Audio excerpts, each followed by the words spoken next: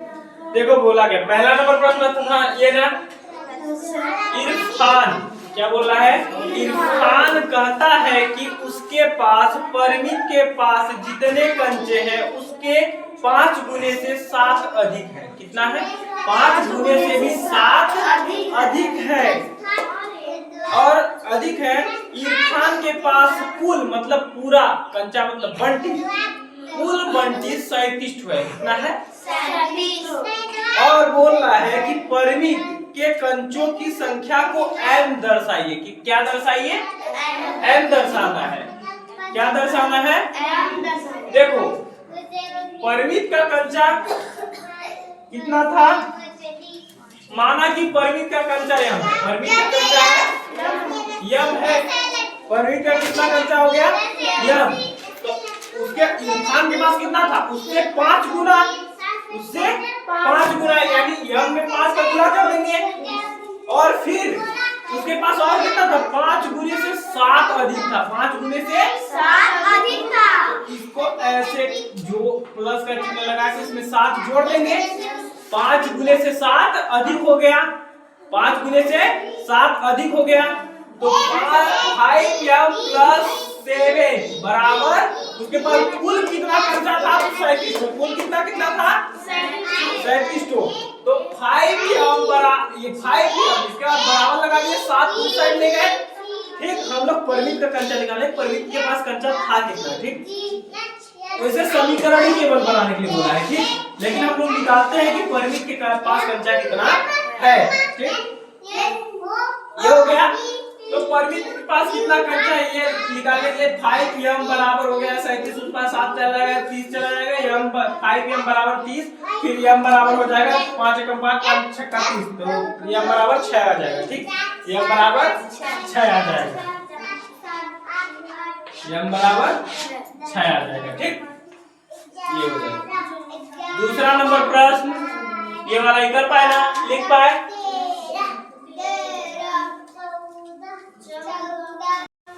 देखो दूसरा नंबर प्रश्न है कि लक्ष्मी की पिता की आयु, लक्ष्मी की पिता की आयु, लक्ष्मी की पिता की आयु 49 वर्ष है। कितना वर्ष? 49 वर्ष है। उनकी आयु लड़की की आयु के 3 गुने से भी 4 वर्ष अधिक है और लक्ष्मी की आयु काय से दर्शाना है? y से दर्शाना है। लक्ष्मी की आयु कितना दर्शाना है? y से दर्शाना है। माना कि लक्ष्मी की आयु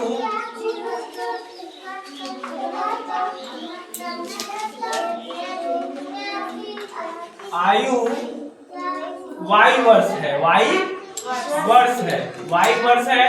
ठीक, तो उनके पिता की आयु कितना था? उस लड़की के 3 गुने से भी कई वर्ष अधिक था? 4 वर्ष। ठीक, तो y हो गया, कै गुना था? 3 गुना। कितना गुना? 3 गुना। और उससे भी कितना अधिक था? प्लस 4 वर्ष अधिक था। कितना वर्ष? 4 वर्ष। और कुल आयु कितना है? कुल आयु 49 वर्ष है। 49 वर्ष। कितना वर्ष? 49 वर्ष। ये मेरा समीकरण बन गया।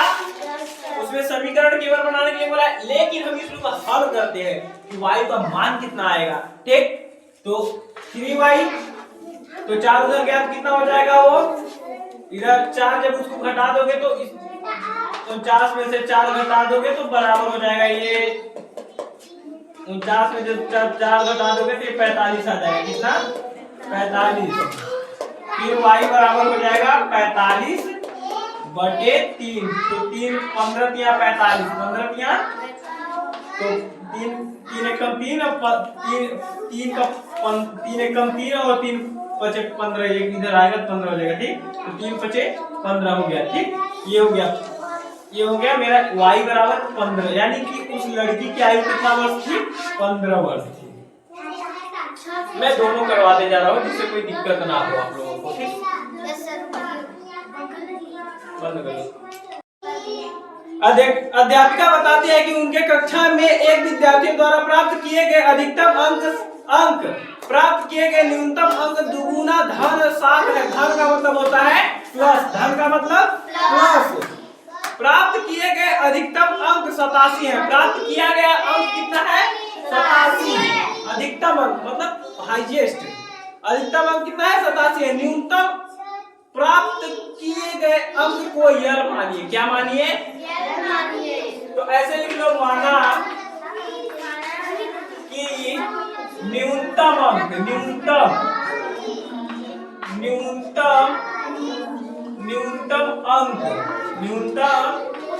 कितना है? यल है। न्यूनतम अंक कितना है? यल है। न्यूनतम अंक कितना है? यल है। अरे ना यू फिर पूरा नहीं लिखे, फिर अंक बना दिए अंक, ठीक ना। न्यूनतम अंक कितना है? यल है। तो फिर ये बोल रहा है कि फिर देखो न्यूनतम अंक कितना है? यल है। तो अधिकतम अंक कितना था? उसके दुगुना से धन 7। दुगुना मतलब 2l, क्या हो जाएगा? 2l। अब धन कितना था? 7। धन 7। धन का मतलब होता है जोड़, और धन का मतलब जोड़ हो गया, और 7 मतलब दुगुने से भी 7 अधिक था। इसके बाद पूरा अंक कितना पाया था? हाईएस्ट 87। कितना? 87। ये हो गया। ये मेरा समीकरण बन गया। ये मेरा समीकरण ठीक। इसके बाद अगर देखते हो, इसको अगर हल करना चाहते हो तो इसका भी हल हो जाएगा। ये उधर जाएगा तो माइनस हो जाएगा, तो बचेगा 80। तो 2l बराबर 80 हो जाएगा। फिर l बराबर हो जाएगा 2 हो जाएगा तो 40। ठीक, 2 से 1 हो जाएगा तो 40 आ जाएगा। ठीक।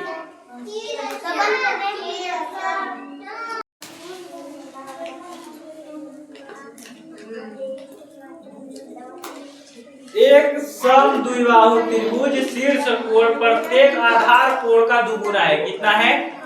दुगुना है। कितना है? प्रत्येक आधार कोण का दुगुना है। हमको आधार कोण मानना कितना है? 20। देखो ई बोला है प्रत्येक आधार कोण से, ये दोनों प्रत्येक आधार कोण हो गए दोनों, ठीक बराबर है। ठीक बराबर है। ई बोल रहा है कि ई वाला कोण इन दोनों का एक कोण का कितना है? दुगुना है। एक कोण का कितना है? दुगुना। हम मानते हैं कोणों को b। क्या मानते हैं? कोणों को b। शीर्ष कोणों को हम आधार कोण को कितना मानते हैं? b। आधार कोण को माना आधार कोण b है। माना आधार कोण क्या है? b। माना आधार कोण क्या है? आधार कोण b है। आधार कोण कितना है? b है। और शीर्ष कोण जो है आधार कोण का कितना है? 2 गुना है। तो हम लोग लिखेंगे 2b plus b plus b, b plus b, b plus b बराबर तीनों कोणों का योग कितना होता है? तीनों कोणों का योग कितना होता है? 180 डिग्री। ठीक, तीनों कोण कितना है? देखो एक जो है आधार कोण का दुगुना है। आधार कोण कितना है? तो दुगुना को यहाँ लिख लिए और दोनों आधार कोण को यहाँ लिख लिए। ठीक। इसके बाद देखो एक भी, देखो 2b ये हो गया, 3b 4b, दोनों को जोड़ देंगे कितना हो जाएगा? 4b और 4b बराबर कितना हो जाएगा? 180 डिग्री। ये मेरा समीकरण बन गया। क्या बन गया? समीकरण बन गया। इसको अगर हल करना चाहते हो तो इससे डिवाइड कर दो, 4 से डिवाइड कर दो, कितना आ जाएगा?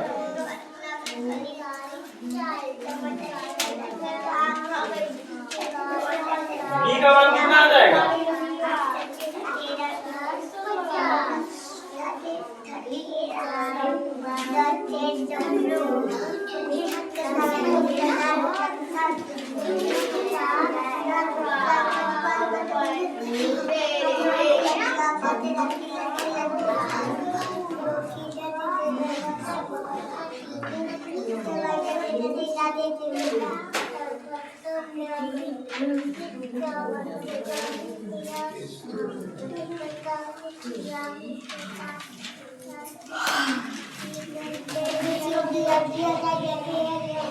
पैंतालीस डिग्री आएगा। कितना?